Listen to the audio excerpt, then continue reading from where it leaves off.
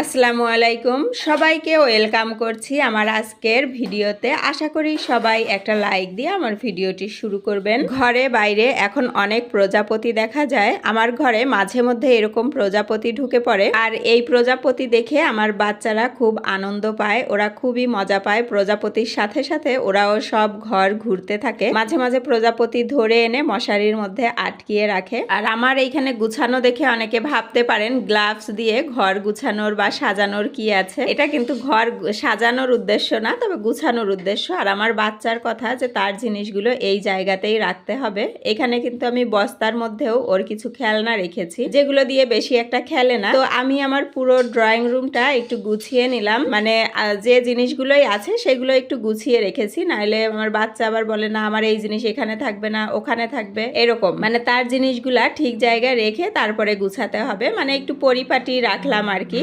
বছরের শেষ প্রায়, তো এখন কিন্তু বাচ্চাদের স্কুল বন্ধ, পরীক্ষা হয়ে গিয়েছে, যার জন্য আমার যে টুকিটাকি কাজ জমেছিল সেগুলো কিন্তু এখন আমি করছি, যেহেতু বাচ্চাদের পড়ানোর অত বেশি প্রেশার নাই। আর আপনাদের বলেছি যে সোনিয়া আপুর সাথে ঝগড়া হয়েছে, তো কি নিয়ে ঝগড়া হয়েছে সেটা আপনাদের বলবো, আর কেন ওনার জন্য আমার মনিটাইজেশন 2 দিন আটকে ছিল সেটাও আপনাদের সাথে শেয়ার করব। সোনিয়া আপুর সাথে ঝগড়া হয়েছিল, আমার ভিডিওতে একটা কপিরাইট এসেছিল, তো সেই প্রেক্ষিতে আসলে এর আগে আমার চ্যানেলে কিন্তু কোনো রকম কোনো সমস্যা হয়নি। সেই প্রথম আমার একটা ভিডিওতে কপিরাইট আসে, তাও আমার মনিটাইজেশন বাটন আসার ঠিক কিছুক্ষণ পরেই এরকম একটা কপিরাইট আসলো। তো আমি তো খুব ঘাবড়ে গিয়েছি, আল্লাহ আমার এখন মনিটাইজেশনের বাটনটা এসেছে, তো এরকম হলো, তাহলে তো আমি আবার 3 মাসের মধ্যে আর মনিটাইজেশন করাতে পারবো না। পরবর্তীতে ভাবলাম যে সোনিয়া আপুকে একটা মেসেজ দেই যেন উনি এই কপিরাইট তুলে নেন। আসলেই তখন আমি কিন্তু কিছুই জানতাম না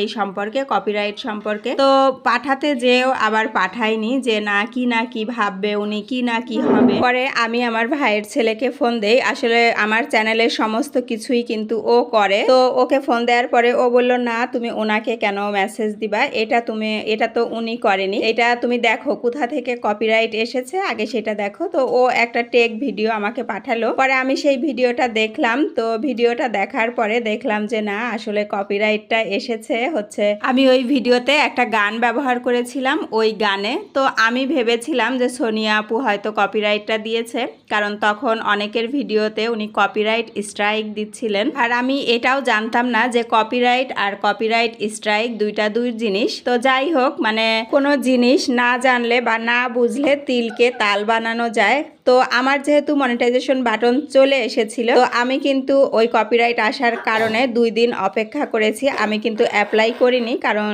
আবার ওটা রিজেক্ট হয় কিনা এটা ভেবে। তো পরে জানতে পারলাম যে না কোনো সমস্যা হবে না। আর ওই ইমেইলে কিন্তু লেখাও থাকে যে এই কপিরাইটের জন্য চ্যানেলের কোনো রকম কোনো সমস্যা হবে না। আর আমি না জেনে না বুঝে মানে ভেবেছিলাম যে সোনিয়া আপু হয়তো আমাকে কপিরাইট দিয়েছেন। তো যাই হোক, না জেনে না বুঝে আমরা অন্য কারোর দোষ যেন আর কারো ঘাড়ে না চাপাই। আর হ্যাঁ, এটাও কিন্তু আপনাদের বলে রাখি যে আমি কিন্তু মনিটাইজেশন অ্যাপ্লাই করার কয়েক ঘন্টা পরেই কিন্তু এটা ওরা গ্রিন সিগন্যাল দিয়েছে, আমার কিন্তু কোনো সমস্যা হয়নি। আজকে কিন্তু আমি খুব মজার খাবার বানাচ্ছি, সেটা হচ্ছে চিতই পিঠা। অনেকেই দেখছি চিতই পিঠা বানাচ্ছেন, তো আমিও বানালাম শুকনা গুঁড়া দিয়ে। তো কিভাবে বানাচ্ছি আপনারা তো দেখলেন, আর পরবর্তী প্রসেসিংও দেখবেন। আর এখানে আমি শুটকি ভর্তা বানিয়ে নিচ্ছি, লোটটা শুটকি ভর্তা। এভাবে ভর্তা আমি কখনো খাইনি, তবে শুনেছি বা দেখেছি। তো ভাবলাম যে আমিও এভাবে ভর্তা বানাই, যেহেতু চিতই পিঠা বানাচ্ছি। আর গত দিনে আমি আরো 2 রকম ভর্তা বানিয়েছিলাম, সেটা কিন্তু আমি আপনাদের সাথে শেয়ার করেছি, তো